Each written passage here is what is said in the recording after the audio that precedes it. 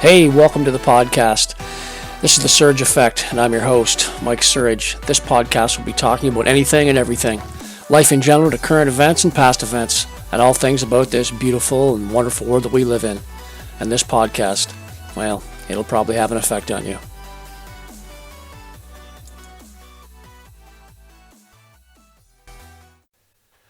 Well, hello again, and welcome to another episode of The Surge Effect. Today, we are going to be talking about a few different things, and hopefully we won't be too much of a long podcast, but I do have a lot of stuff to cover in regards to what happened yesterday. For one, is Bill C-11. For those of you who do not know about Bill C-11, Bill C-11 is about internet regulation and regulating things on the internet or content providers, people that are into podcasting like myself, or numerous other people who I've personally watched online on YouTube or Rumble. And it was just third reading yesterday in the House, which was the 21st of June. Now it goes to the Senate. So now the senators get to hash out what these ministers and the Prime Minister have done, the Liberals and the NDP have done, this little coalition that they have going.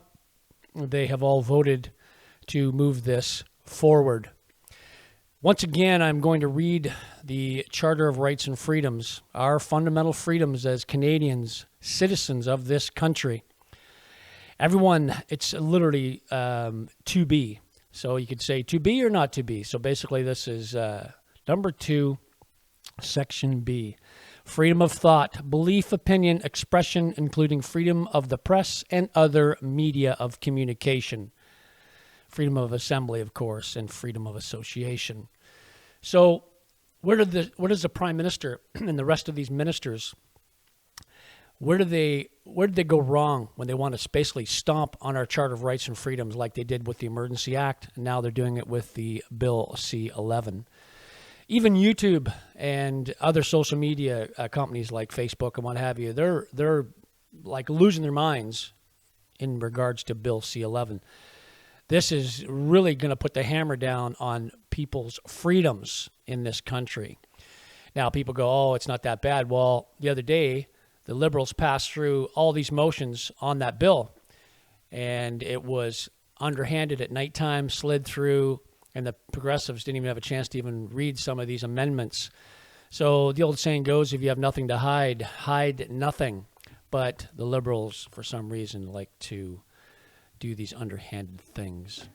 Anyway, a little bit more on that a little bit later. But Bill C-11, I would suggest you get contact with your senators in Canada, email them, and let them know how you feel about having your rights taken away and stomped on by these people that were placed in power by the Canadian people. So anyway, I'm going to talk a little bit about Pierre Poilievre. Pierre Poilievre is running for the leader of our Progressive Party and soon wants to be our Prime Minister and oust Trudeau from his position and take over as our leader of this country. I'm just going to tell you a little bit about Pierre Poilievre, show you some videos on Pierre Poilievre, and hopefully you'll understand a little bit more about what he's all about. Excuse me. So who is Pierre Poilievre? Well, this is a little bit about Pierre. He was born June 3rd, 1979. He's, of course, Canadian, and he was born and raised in Calgary, Canada. Pierre was adopted after his young mother, biological mother, placed him up for adoption. People might remember Pierre Poilievre taking politicians to task over the years, and I, for one, have been following his career for a while. Here's a clip of him talking with our Prime Minister, taking him to task about a scandal that you might have heard of. It's called Our Little Wee Scandal.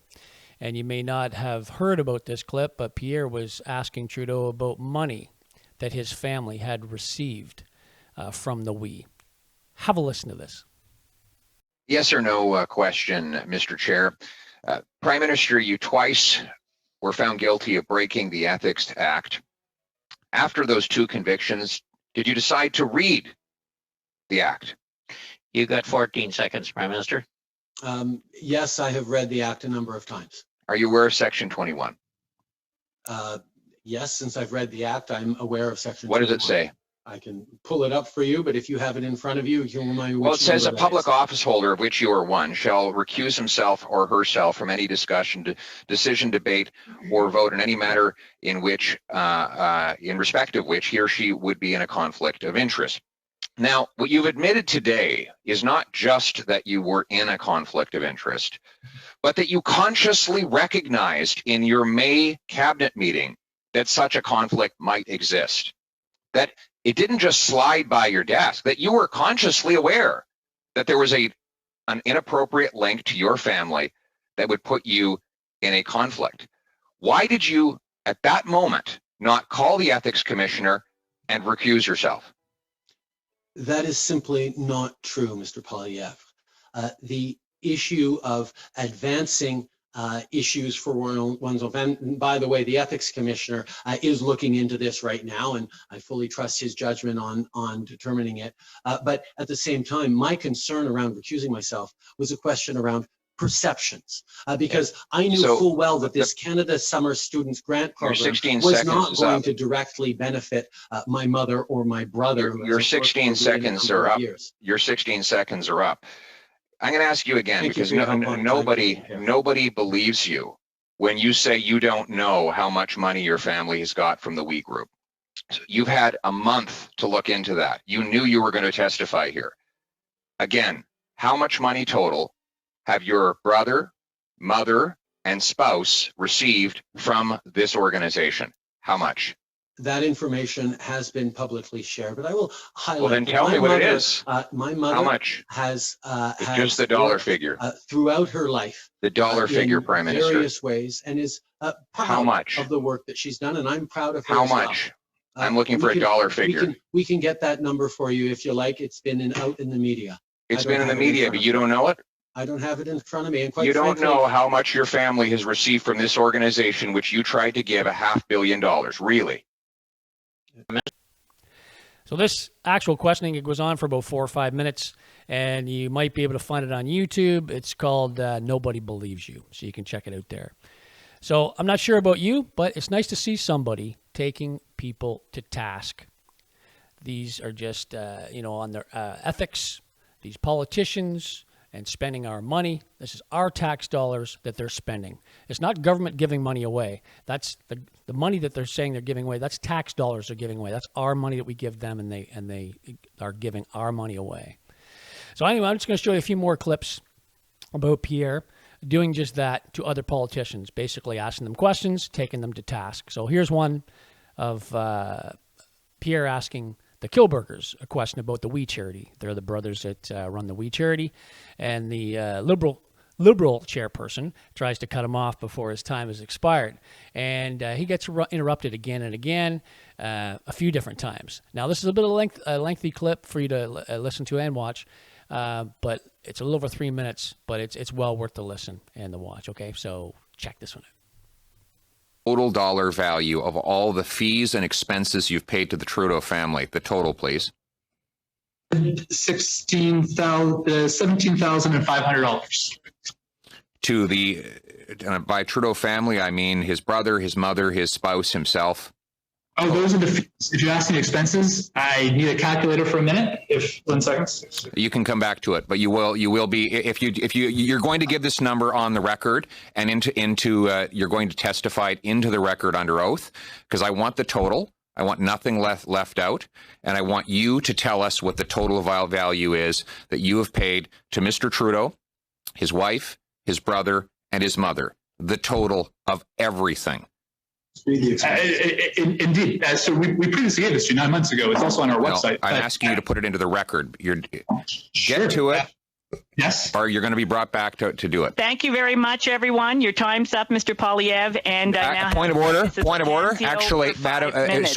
Madam Vice Chair, you're quite wrong. And because you were in the chair, we decided to run the timer. And I still have a minute and 25 seconds left. So I'm nice sorry, try, but I'll keep Mr. going. No, Nice Mr. try. Poilievre, I am being Nice directed try. by the clerk. Nice try. And it is I have now the time clock for right here. I have Mrs. the clock right Latanzio. here. Please mute Mr. The clerk has Poilievre. just the clerk has just confirmed to me that I do have more than a minute left. She's just said it herself. All right, then I stand corrected. Well, Thank you very much. What very we strange do, that we you- do follow. No, I'm sorry. I'm taking the direction from the clerk as far as the time. Thank you for your understanding. Please go ahead, Mr. Poilievre. 1 more minute. Total dollar value that you've paid Mr. Trudeau, his wife, his brother, and his mother. Well, that I can give you. That's what I said. It was $217,500. No, the dollar value, including expenses, Well, we fees. never gave expenses to them. We paid those expenses directly, of course. Right, for We them. didn't give that. We paid like the hotel bill when they stayed, or the flights That's right. for- was coming. That's right. Expenses would have been over roughly, oh my gosh, sorry, we're doing this for you. 36. It's so much money, you can't even keep track of it all. There was 42 events. It was a total of $209,000, 620 plus 16 cents for the expenses for the individuals, which works out to roughly. Rappel au règlement, Madame la Présidente. Mais maintenant, Point of order, Madam Chair. I think that our chair has returned and is now accessible and available. So I think you're dealing with a point of order currently, Mr. Chairman, and the time has expired. Not, and I want a point of order, Mr. Chair. Point of order, Mr. Chair. Yes, point of order, recognizing point of order, Mr. On Poilievre. 2 separate occasions, the Liberal Vice Chair has tried to interrupt my testimony by falsely claiming that I was out of time, even though I kept time, and I can show definitively that my time has not expired.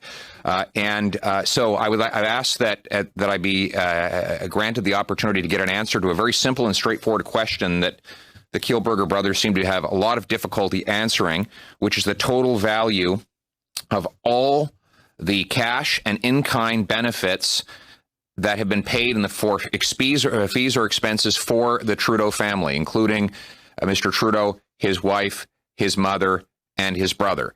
Simple question. I've been trying to get an answer for 2 minutes, but regularly interrupted by the vice chair. All right, so that was interesting. So here's yet another one, a clip of Pierre talking about the We Charity, holding a press conference about emails that he wanted to expose the truth to the Canadian people. And he submitted a document to get those truths exposed. So here's this clip. It's about 2 minutes in length, but it's well worth the listen as well. And this is the person that you want representing you, in my humble opinion, because he's keeping track of our money. And he's keeping track of how these politicians are doing business. And some of the business isn't good business, right? So this is what he did when he asked about these emails. Check this one out. Then we have here an email from Craig Kielburger to Bill Morneau. And, we'd love to learn about the attached documents in it, but unfortunately, in what is to become a trend throughout this package, it's all the relevant information in the 2 documents are completely blacked out. Another email from Craig Kielburger that went to someone in the government the same day he spoke to Bill Morneau on the phone, but we don't know who received the email, that's blacked out, or what the email said, all blacked out. Here's an email from the minister responsible for the department that granted the $500 million to her top bureaucrat. Again, all the substance is blacked out. And that would not be the first time. Next page, blacked out. This page, blacked out. This page, blacked out. This page, blacked out. Why don't we ask what's in those pages at a parliamentary committee? Well, I'll tell you why. Justin Trudeau shut down those parliamentary committees. When did he do it? The same day these documents became public. What a coincidence. The Prime Minister goes to the Governor General's office and says, Gigi, I'm about to release some very damning information. But I've covered it in black ink, and if you'll just shut down Parliament for me today, then none of the opposition politicians can force me to remove that ink and reveal the truth. Ladies and gentlemen, this is a cover-up. Conservatives will not relent. We will continue to fight to get to the truth. The Prime Minister personally intervened to get a $500 million grant to a group that had paid his family $500,000. He is covering it up by blacking it out and shutting down our investigations. But I've got news for him. Conservatives are just getting started. All right, so here's yet another clip of Pierre calling Trudeau's bluff when Trudeau said Pierre was hiding behind parliamentary privilege and he wouldn't ask the same question outside that he asked on the floor. Well, maybe he doesn't know Pierre very well. Wrong. Check this out. The member for Carleton refused to repeat the allegations he made on Monday outside this House yesterday. He is hiding behind parliamentary privilege. I asked outside of the walls of this House when the Minister of Finance sold his 680,000 shares in Morneau Chapelle. I also enumerated all the facts leading up to that sale. And I am absolutely confident that everything I've said out there and in here is true. Would he commit that if I go out and repeat my question in the lobby at this moment, that the finance minister will meet me there and answer the question?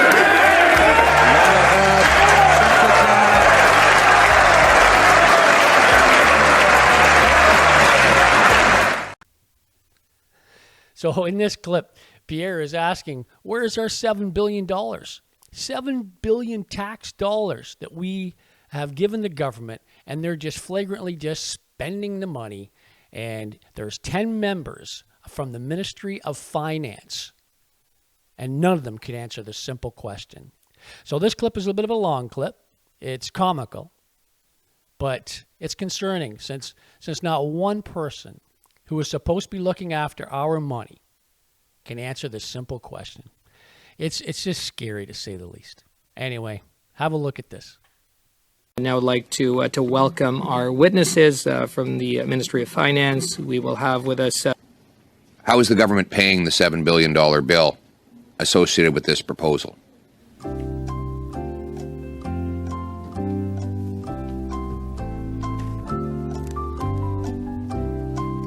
That question is directed to who, Mr. Poilievre? Anyone who wants to answer it.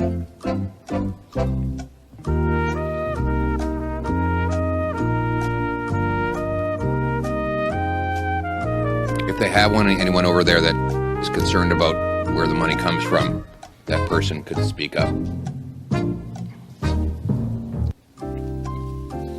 Maybe you could choose one of the witnesses. I don't know who on their side is responsible for this, but clearly they're getting the money from somewhere, so they must know where.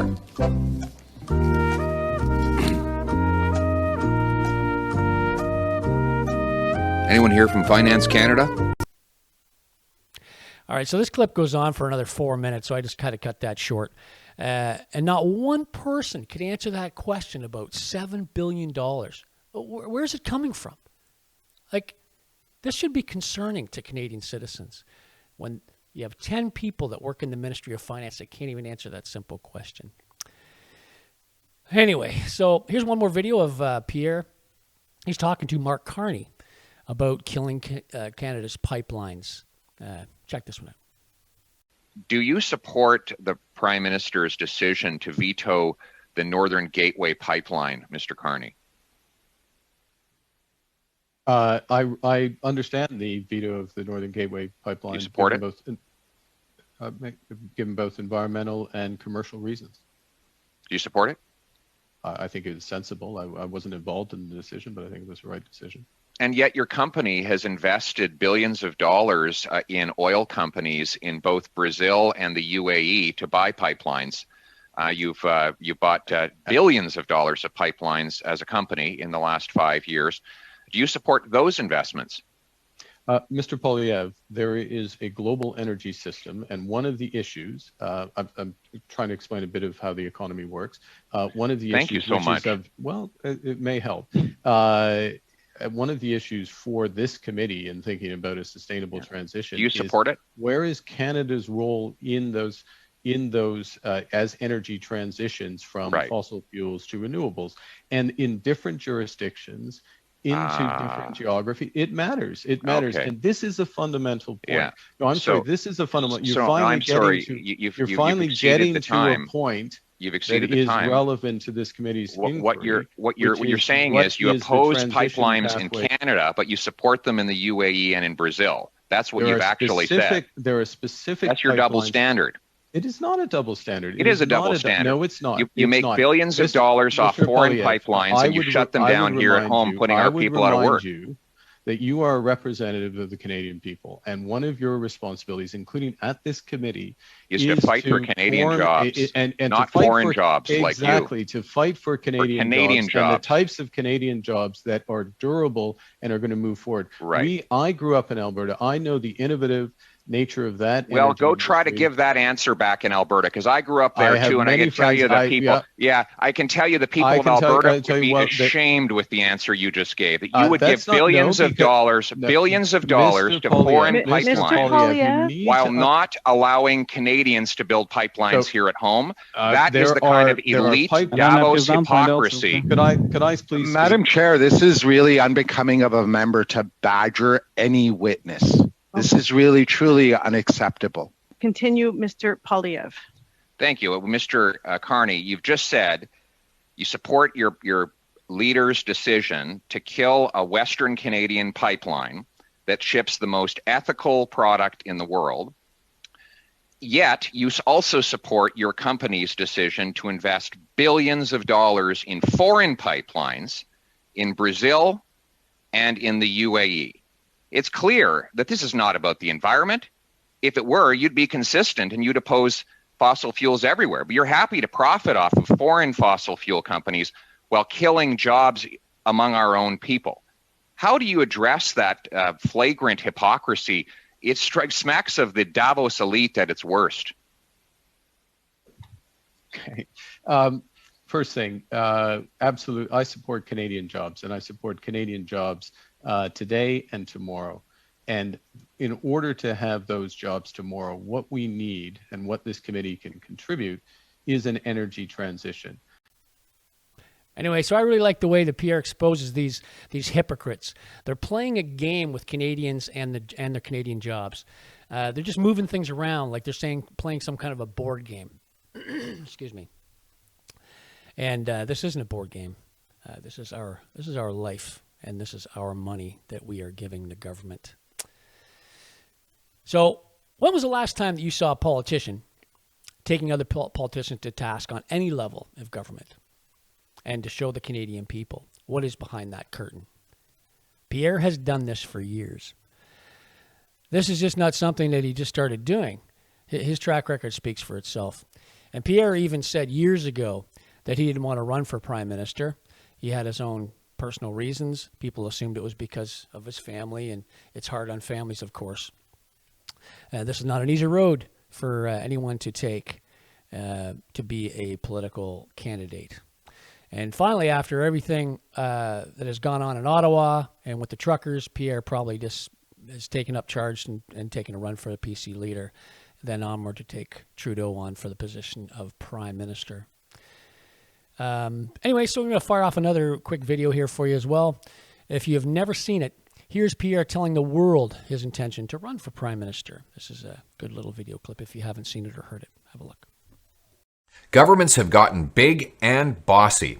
They're spending more than at any time since World War II, so they control more of what you earn, and you control less. They caused inflation by borrowing and printing $500 billion, which has ballooned the assets of the billionaires, the debts of our children, and the cost of living of the working class. Over half of families now say they struggle just to feed themselves. And more 30-year-olds live in their parents' basements because they can't afford the now typical cost of a home, $800,000. Meanwhile, a small financial elite with access to all that printed money buy up real estate and rent out to a growing class of permanent tenants, people who may never be able to afford a home. And when people speak up, the powerful clamp down. They silence and slander anyone who dares dissent, including with laws censoring what you see and say online. Using COVID as a political opportunity, the Trudeau government has attacked small businesses, truckers, and other hardworking Canadians. They target law-abiding hunters and farmers while letting gangsters and gun smugglers run free. See, here's the problem. Trudeau thinks he's your boss. He's got it backwards. You are the boss.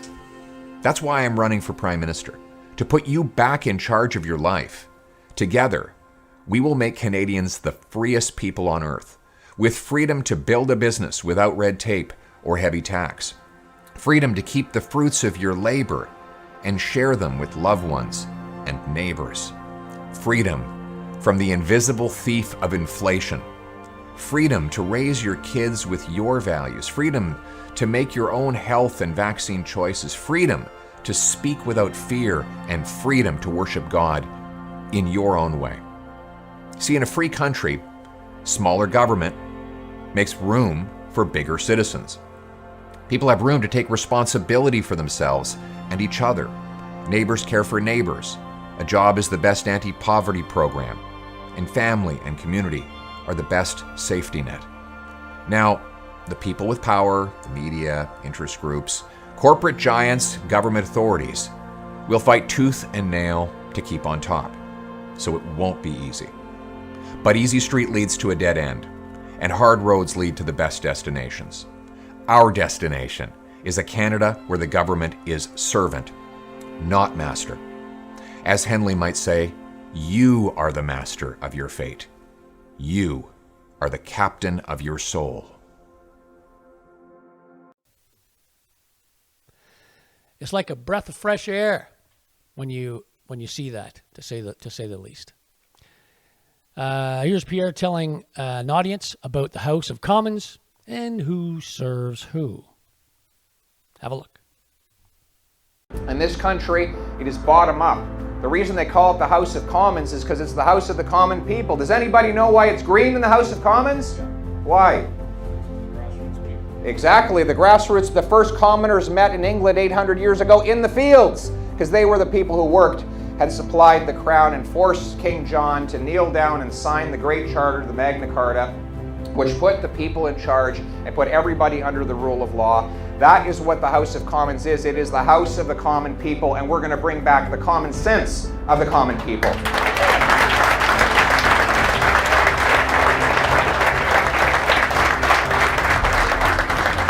And we're going to flip the org chart again, aren't we? Because they've got it wrong. See, they think that the state is the master and the citizen servant. That's wrong. They think it's the Prime Minister at the top, then the House of Commons, and then the people. No, no, no, no, no. It's exactly the opposite. It's an upside-down pyramid. It's the people on top, and the House of Commons underneath that, and the Prime Minister under that. Because you know what minister is? The root word of minister is? Servant. The prime servant. My friends, I'm not running for office to take power. I'm running for office to give it back.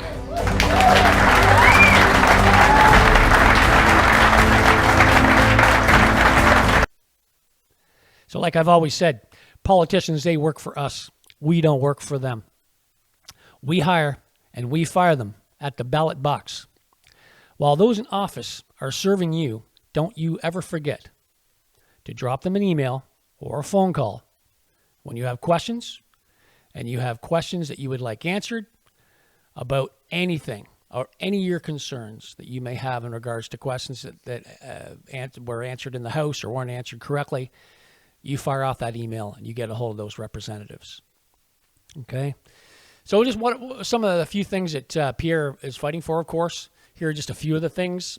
One of the things that he'd like to obviously to get rid of and make our lives a bit better is get rid of the carbon tax, for one. Here's a video on that. We have the third biggest supply of oil anywhere on Earth, and yet we're paying $2 a liter for gas. We should be getting our energy to our customers affordably, and instead of taxing our customers, we should actually have an environmental policy that protects the Earth. In other words, we're going to use technology, not taxes to fight climate change. We are going to put an end to the carbon tax. Now, how about shipping some of our natural gas to other countries and making money for this country instead of spending money? Here's a little clip in regards to that. A Poilievre government will repeal Justin Trudeau's anti-energy laws to allow us to build Canadian pipelines with Canadian workers using Canadian steel to bring Canadian energy to Canadian consumers. Furthermore, we will repeal C-69. We will also repeal C-48. C-48 bans us from shipping Canadian energy off the northwest coast of British Columbia. I am announcing today that I will repeal Bill C-48 as well. And I will replace these anti-energy laws with new laws that protect the environment, consult First Nations and provide them with paychecks, and give quick decisions on proposed energy projects. It is also clear that Canadians are tired of being gouged at the pumps. You know, we have $1.60 a liter gas. We could be at $2 a liter gas by the end of this month. And Justin Trudeau and Jean Charest's carbon taxes are increasing the cost for everyday Canadians. I will win over hardworking, middle-class, suburban families who want the ability to drive to work, afford food to put on their tables, and afford a place to live. And I'm the only candidate for Prime Minister who will protect people's paychecks and make life more affordable, including by canceling the carbon tax. And here's yet another small little clip of Pierre speaking with young Canadians in regards to his political race. Check it out. I just wanted to say you were one of the reasons in Canada, one of the few people that really gave me hope in this country. Thank you. I really, really appreciate it. Secondly, I wanted to know, how do we, in such a woke, liberal world, how do we bring more young people to the conservative ideologies? Freedom. That's the overriding principle that excites young people. It does. When we're young, we're restless, we're adventurous, we want to take risks, and we want to enjoy life. And the totalitarian and authoritarian agenda of the woke movement is against that. Yes. They basically want to take away the youthful spirit of adventure and of enterprise, but we're the ones that are giving it back. That's why so many young people are excited by my campaign. Yes. They want to take back control of their lives and make this the freest country in the world. That's what is exciting them, and that's how we're going to win the youth. Awesome. And me and my friends agree with that. Excellent. Thanks very much, my friend. I'm really glad you're here. It's nice to see younger Canadians showing some interest in their future for sure. I'm going to show you another clip here of Pierre when he's on the campaign trail, running for the leader of the Progressives, speaking with a nurse who had lost her job over the mandates imposed by this draconian government. Check this video out. We've been following you for a long time. Yes. And I'm so happy you're running. Thank you. How many times I've said, if you run somewhere, thank you. I am a public service. Yes. That's okay. I understand. Yeah. I know. I'm sorry. We're fighting for you. We're putting as much heat on as we can. Yeah, I'm sorry for what you're going through. Is there any talk of, because they were supposed to let us know what in March? Yes, and they bumped it off again. No, I don't know what they're doing. I mean, like I say, I'm not part of Trudeau's inner circle, so he wouldn't tell me anything. But like I say, I'm going to fight against it. I'm going to bring forward a bill to ban the vaccine mandates. And we'll keep on it. So keep the hope. I know it's hard. It's very hard for you right now. It's terrible, really, what they've done. So thank you. Can I give you a hug? All right. Here's yet another clip of two people who are converting from two other parties to the PC party. And now that Pierre is running. Check this clip out. If you become the leader, I will vote conservative for the first time in my life. Really? Yes. After 35 years. Really? So you become a leader, I promise you I will vote conservative. Wow, We want it's to change. amazing. Yeah. And well, why would you vote conservative for the first time in your life? It's obvious, saving this country. Yeah. You know that, I mean. And what have you been voting up until now? I was Green Party. Green? Yeah. I'm embarrassed to say NDP. So you were Green, you were NDP, Yeah. but if I'm leader, you're going to vote conservative. Of course. Amazing. Yeah. Thank you. Means the world. Thank you, my friend. Appreciate it. Thank you. Good. Give me a hug. Thank you very much. Glad to have you out. Okay. meeting you. Okay. Thanks very much. Thanks for making the trip from Ottawa. Now, Pierre's on the campaign trail, like I said, seems to be just a normal guy who wants to do the best for Canadians. Just my humble opinion about Pierre. This is just my take on it. And, of course, everyone else will have theirs, and there's nothing wrong with that. So, but here's Pierre opening up his first opening statement at the very first debate for the leadership of the PC party. Just in case anyone missed it and you wanted to hear what he had to say, have a listen. Is one where you, the citizens, are masters and your government is servant. It is one where people have the freedom to take back control of their lives. That means freedom from inflation, so that hardworking single mothers can afford nutritious food for their kids. Freedom from inflation so that 32-year-olds don't have to live in their parents' basements, that they can actually afford their own homes. Freedom from inflation and carbon taxes that have made it unaffordable for working people to fill their trucks with gas. The freedom to speak without fear and censorship, and the freedom to make your own medical decisions. In other words, the freedom to be master of your own destiny and a captain of your own life. Thank you. Perfect. So that's a pretty good opening statement to the to that debate. I watched that debate. It was an awesome debate, and Pierre, in my opinion, he just ruled that and just destroyed the other candidates. Here's another small clip of Pierre talking with John Charest, one of the other candidates in the first debate. In case you missed it, check this one out. Now, Mr. Charest learned about the trucker convoy on CBC, like other Liberals, and he misrepresented them. He believes that I should be censored. He believes I should be canceled from this leadership race and disqualified, in his words, because I don't share his liberal viewpoint. That is the kind of cancel culture and censorship you would expect from Justin Trudeau, but instead we're getting it from this liberal on this stage. And frankly, Mr. Charest, for you to talk about law and order is a little bit rich, given that your party, your Liberal Party, took $500,000 of illegal donations when you were the head of that party. The average trucker has more integrity in his pinky finger than you had in your entire scandal-plagued Liberal cabinet. And on the Hill, I agree with Scott. This mess that we witnessed is the fault of Mr. Trudeau.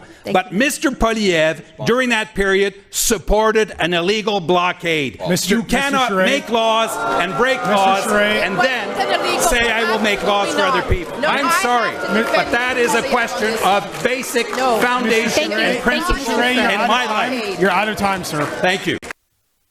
Now, for those of you that missed the joke about the Liberals, this is just it in a nutshell.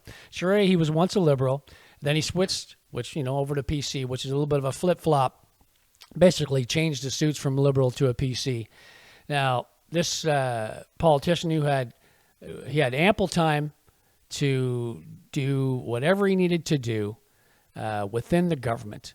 And all the time that he had, he still never fixed anything was right, and he still never made our lives any better. I think people like this should just call it quits in their career, let the sun set and walk into the distance and call it done. Because these lifers, they don't have Canadians' best interest at heart or in mind. That's just my opinion.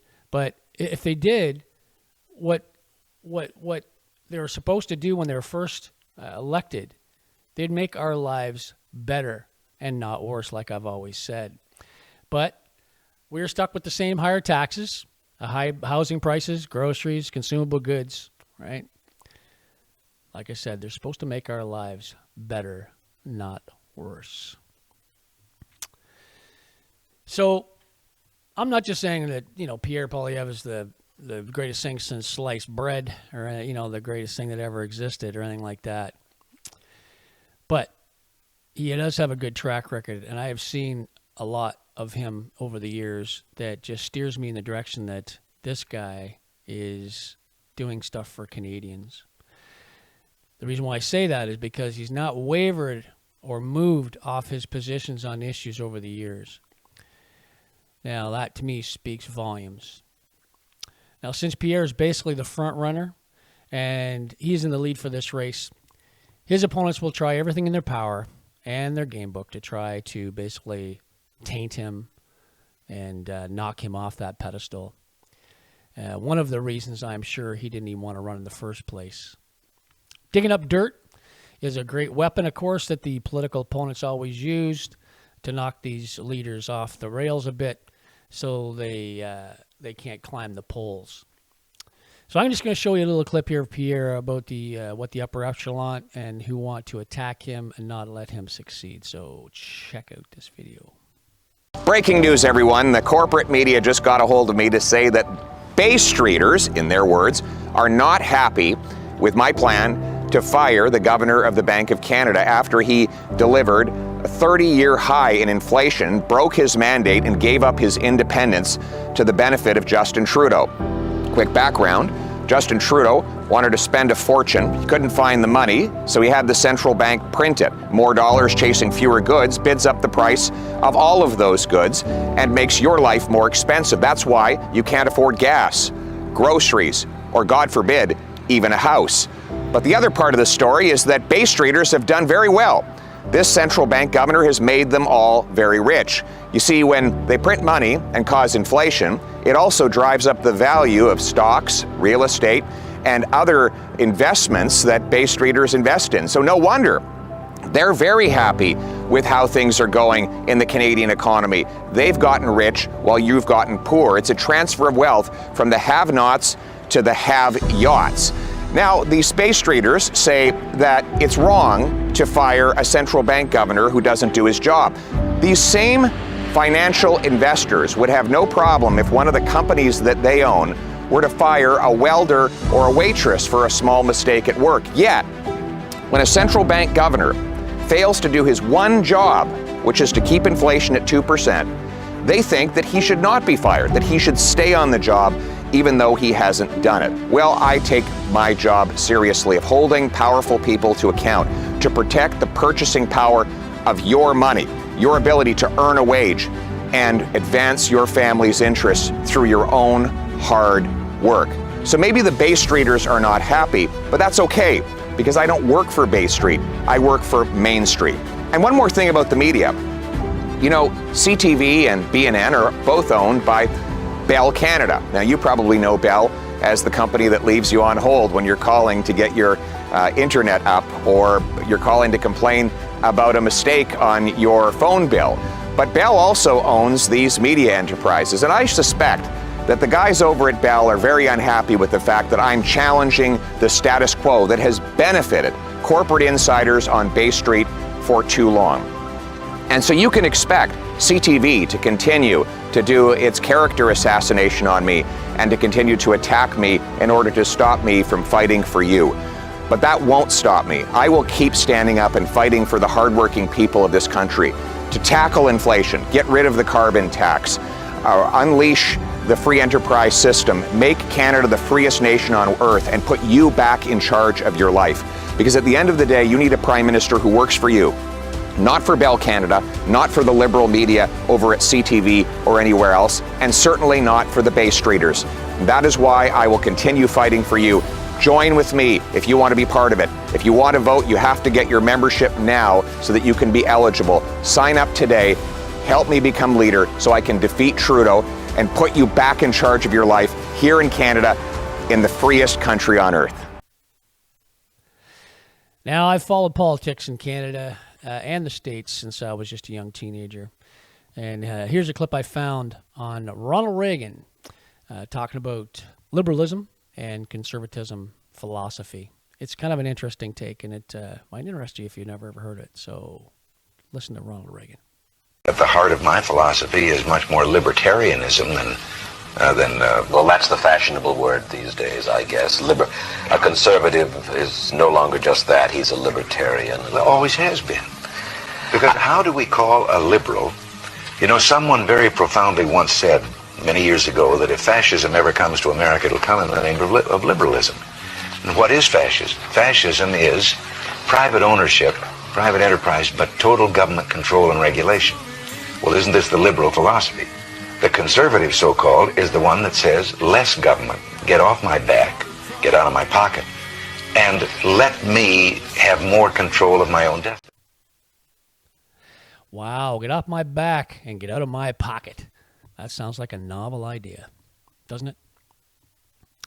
So this Liberal government, they've taxed the Canadians to the hilt, and they've stomped on our Charter of Rights and Freedoms for several years now. Our leaders, they have lied to us, and they have called us names, and this all needs to be put in check. Trudeau, he lied about the Aga Khan, he lied about SNC-Lavalin, he lied about the We Charity, he lied about the truckers, he lied about the inflation, he lied about sunny ways, and he lied about Senate reform, and he lied about the electoral reform, and now Trudeau wants to take away your free speech to fight disinformation. It's crazy, isn't it? Here's a little picture of the same person on the same day. It's just different theater. One's in a theater with, of course, them wearing masks, and another theater is him not wearing a mask. This, of course, was fairly recent, and it just shows you the hypocrisy of the two different sides on the same day, same people. So here's another video, and this one is recent. This is about the Emergency Act, of course, just with Trudeau. Have a listen. The Emergencies Act enabled local authorities to end the illegal blockades. We've heard from the Commissioner of the RCMP, police chiefs, experts, and political leadership that it was essential to the police response and that it offered precision and clarity as they did their important work. But even after all this has ended, Conservative MPs still can't pick a lane. Canadians want to know, do they stand with blockaders or do they stand with Canadian communities? Police were clear that they needed tools not held by any federal, provincial, or territorial law. It was only after we got advice from law enforcement that we invoked the Emergencies Act. Through you, Madam Chair, did yourself or anyone in the OPS request the invocation of the Emergency Act? I did not make that request. I'm not aware of anybody else in the Ottawa Police Service who did. I just say, enough of this nonsense, of these lies. Enough of doing, what is best for Canadian speeches, from every minister in our House.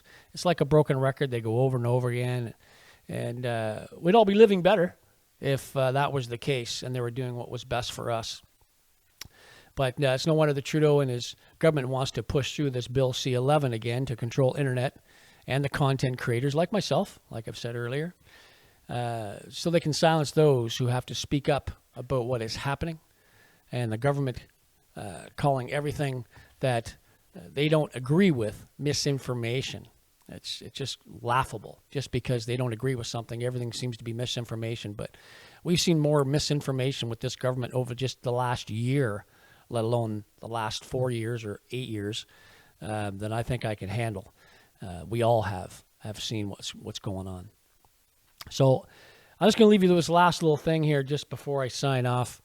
Once again, like I said about the Bill C-11 at the start, get in contact with your senators, because now it's in their hands. Our freedom is in their hands, us as Canadian citizens. So they'll be debating that now in the Senate, and hopefully all those senators will come to the same conclusion in regards to our Charter of Rights and Freedoms. The temptation is powerful to close your eyes and wait for the worst to pass, but history tells that for freedom to survive, it must be defended, and that if lies are to stop, they must be exposed. That was Madeleine Albright.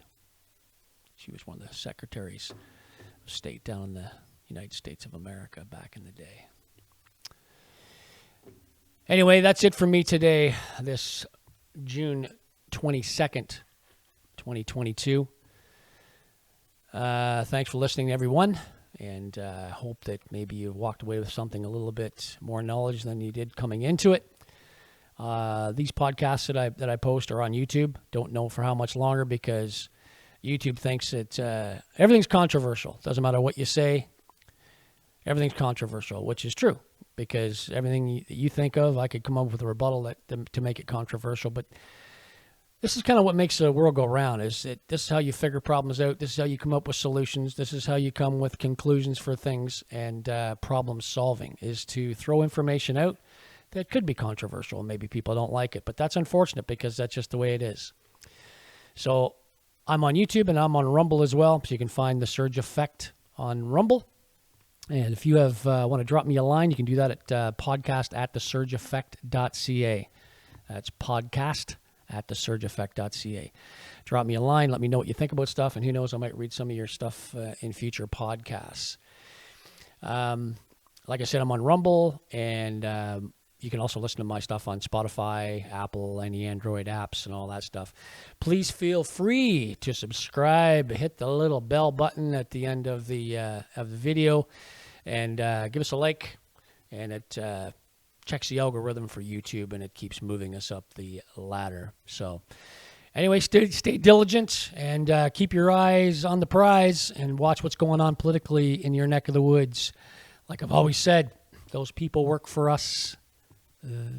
We do not work for them. Cheers, everyone. Have yourself a great day. Till next time, I'm out. This episode sponsored by He Shirts, She Shirts. Go to www.heshirtssheshirts.ca. Just type in the letters TSA, The Surge Effect. When you check out, type in TSA for your coupon and receive 10% off your next purchase. Thanks for listening to today's podcast, everybody.